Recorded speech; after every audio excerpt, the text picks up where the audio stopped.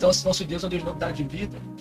E sendo assim, nós vamos compartilhar um pouco hoje sobre Abraão. Se é um Deus de novidade de vida, cara, ele não ia deixar um texto sagrado, na sua escritura sagrada, apenas a nível de conhecimento histórico. Muita coisa escondida aqui. Eu creio que, da antiga aliança, na minha opinião, é o personagem com mais relevância é Abraão. E a gente quer trabalhar um pouquinho sobre o que vocês têm de Abraão. O Vinícius falou aqui, nós estamos com uma mesa, né? E essa mesa aqui funciona basicamente como a ceia do tempo dos apóstolos. Cada um traz uma parte, põe sobre a mesa e todos desfrutam aqui da alimento. Vamos falar um pouquinho sobre Abraão e os códigos de Abraão. Cara, coisa interessante que, como eu falei com vocês, o que me chamava a atenção era, cara, por que Abraão é o pai da fé? Você não é o primeiro a mencionar a dimensão do nome, né? Isso aí, eu quero trabalhar um pouco sobre isso, nessa.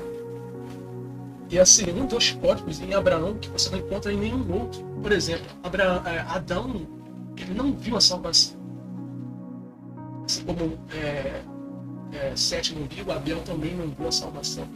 Noé não viu a salvação, mas Noé chegou por uma arca, né? Ou seja, uma construção. Então Noé pegou no seu espírito que a salvação viria por uma obra de madeira. Teologia da cruz. Né?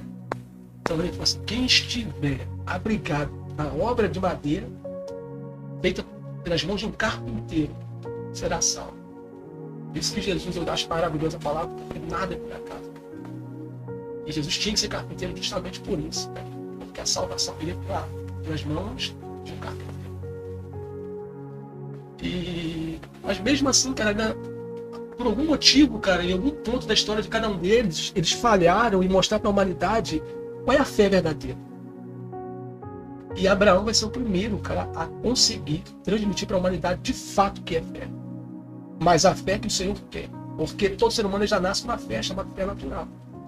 Mas aquela fé que, além de apontar a salvação, desfruta da mesma, Abraão é o primeiro. Mas eu vou deixar para vocês compartilhar alguma coisinha aí, e depois eu vou falando um pouco mais, senão eu começo a falar aqui e não paro mais. Mas Abraão, ele é o pai da fé. Abraão, ele viu o dia de Jesus de longe. Jesus fala isso no Evangelho de João. Abraão viu o meu dia de longe, muito se alegrou. Eu vou estar compartilhando um pouco sobre isso. Também está compartilhando um pouco sobre a lei. Porque isso que é fantástico. O Senhor, quando ele entregou a lei, eu acho que há muitos equívocos sobre isso. O Senhor, quando ele entregou a lei para um povo específico. É uma aliança feita no Sinai. A aliança específica de um povo de Israel. Só que é interessante, porque o primeiro judeu não é Abraão. Abraão não é judeu. O primeiro judeu é Isaac. Abraão não é judeu. Então note que a salvação ela não se manifesta no judeu, ela se manifesta no gentio. Aí entre os judeus na história. Aí os judeus depois, de acordo com Paulo em Romanos, é tirado de cena por um pouco de tempo, até que se complete o número de conservos, né? O número de gentios a ser salvo. Aí os judeus voltam novamente para o cenário. Isso é maravilhoso. Isso já revela e joga por terra aquela questão assim, que se os judeus tivessem aceitado Jesus, o Messias, não haveria salvação para os gentios, não. A salvação para os gentios de cá para cá. E finalizando essa parte, então o primeiro a manifestar a fé verdadeira é um gentio. O segundo é um judeu, que é Isaac. Quando o povo vai entrar a herdar a promessa, da geração que saiu do Egito, adulto, com a idade adulta, só duas pessoas vão herdar, que é Caleb e Josué. Né? Fora sai do Egito, as crianças vão herdar também. Ou aqueles que nasceram no deserto vão herdar também. Mas na idade adulta, na idade onde já tinha entendimento, ninguém entrou. Nem Moisés. Embora também a obra de Moisés não era levar o povo até a terra prometida, mas tirar o povo do Egito. Então Moisés não falhou na sua missão. Ele tirou o povo do Egito. Agora Josué ele era judeu, Caleb é gentio. É o mesmo código. Gentios, judeus, então eu quero entrar falando um pouco sobre Abraão, os códigos de Abraão, o que o Senhor quer falar conosco com o intermédio da vida de Abraão. Mas quem quer começar falando um pouco aí? Vai, Vinícius. Manda ali. Tá me olhando o cara nada aí. Ouvi, cara, o pastor Marcelinho falando, né? Eu sou amante da palavra, né? Eu amo, né? Tava lá em casa fazendo uma reflexão, né? Quando você disse que trataríamos esse assunto, né?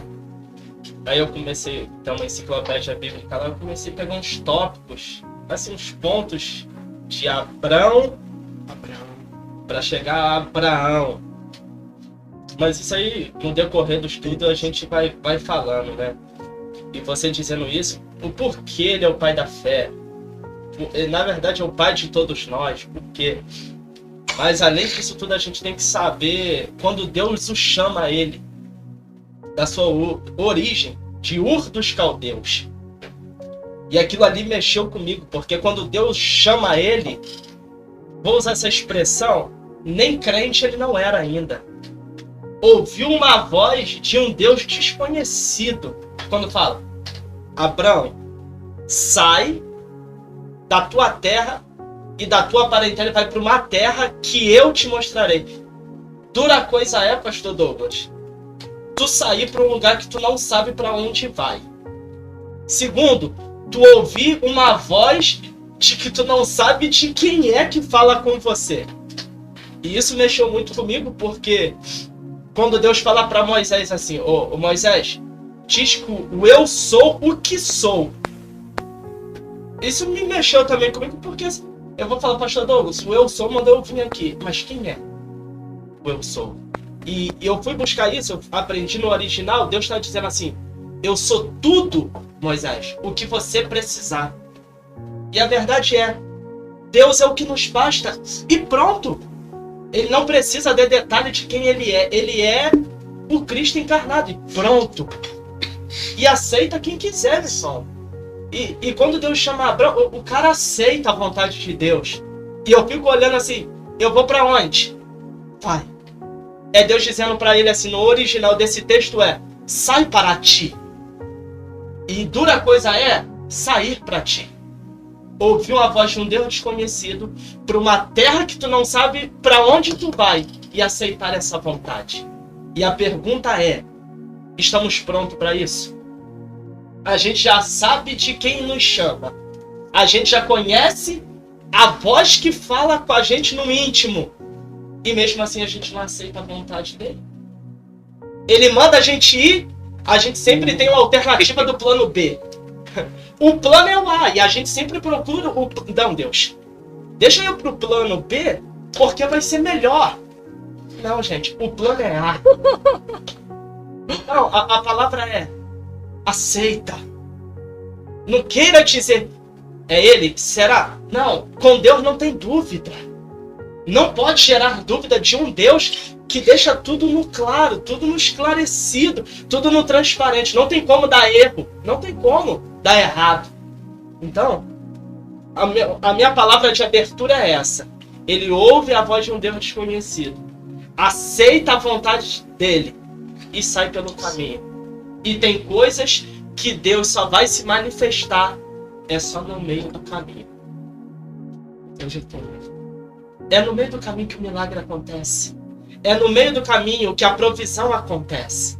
É no meio do caminho que Deus faz as promessas. O que Deus falou? Eu vou fazer de ti o quê? Só que tem que sair. Então essa é a minha palavra de abertura. Tá pronto para sair? Tá pronto de sair da zona de conforto? E ir para o meio do caminho? Porque no meio do caminho vai ter desconforto. Vai ter lugares desfavoráveis. Só que Deus se manifesta em lugares desfavoráveis. Lembra de Davi? Quando estava sendo perseguido por Absalão, o que ele vai fazer? Eu vou reinar no deserto. Tem hora, pastor, que tem que sacrificar num lugar desfavorecido. Tem hora que tem que fazer altar, porque Abraão, ele edificou altar onde ele passava. O problema da nossa geração é não querer sacrificar mais.